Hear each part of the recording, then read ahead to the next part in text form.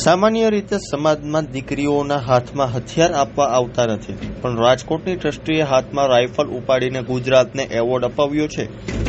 આ દીકરીએ સાબિત કર્યું છે કે જો તક મળે તો કોઈ પણ દીકરી દેશને મેડલ આપવામાં સક્ષમ છે.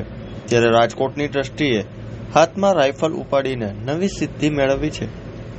ટ્રસ્ટીએ રાઇફલ શૂટિંગમાં સિલ્વર મેડલ જીતીને વિક્રમ સર્જાયો છે. આ સાથે જ અનેક સિદ્ધિઓને તેને પોતાના નામે કરી છે. રાજકોટની સિયાણી ટ્રસ્ટીએ 10 મીટર રાઇફલ શૂટિંગમાં સબ યુથ વુમનમાં સિલ્વર મેડલ હાંસલ કર્યું છે. ટ્રસ્ટીએ ઇન્ટરનેશનલ રૂલ્સ એટલે કે ISSF કેટેગરીમાં આ મેડલ પોતાના નામે કર્યો છે.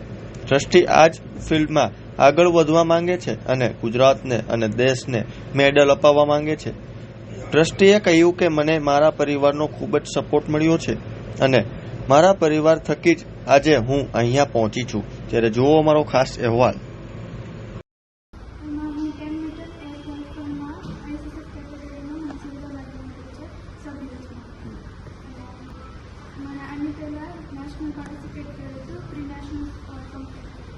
અત્યાર સુધીમાં કેટલા મેડલ અત્યાર સુધીમાં મને 9 મેડલ્સ મને પેશન્સની ડેવલપ થાય મારું અને મારે ઇન્ડિયન ટીમને રિપ્રેઝન્ટ કરી શકું અને ઇન્ડિયાને સૌથી ફર્સ્ટ નંબર ઉપર લઈ શકું.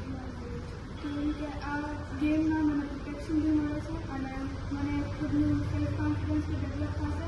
મારી સામે કોઈ આથી પણ જો તો હું લોકોને કહી શકું કે આવી રીતે કોઈ બી મહિલાને કમજોરીથી નહીં જવાનું. અમારે ક્યારે બહાર જવાનું હોય, કોઈ બી ટુર્નામેન્ટ હોય, અમારે રિસન્ટલી હમણાં દિલ્હી ને એ બધું હતું, નેશનલની હતું, તો ત્યારે મારા ભેગા મારા ફેમિલી મેમ્બર્સને એ લોકો સપોર્ટ કરવા આવ્યા હતા.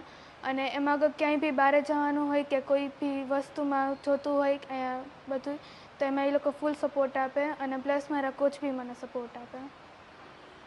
મારા પ્રમુખ છે શક્તિસિંહ જાડેજા અને અમારો ધ્યેય માત્ર ને માત્ર એટલો છે કે રાજકોટની અંદર ખાસ કરીને એક શૂટિંગ પ્રમોટ થાય, એટલા માટે અમે આ એકેડમી ચલાવીએ છીએ. અને અમારો ધ્યેય એટલો છે કે સારા શૂટરોને અમે પ્રમોટ કરી અને એક રાષ્ટ્રીય કક્ષાએ અથવા તો ઇન્ડિયા ટીમને રિપ્રેઝન્ટ કરે, એટલા માટે અમે શૂટરોને મેક્સિમમ અહીંયાથી સપોર્ટ થાય એટલો સપોર્ટ કરીએ છીએ.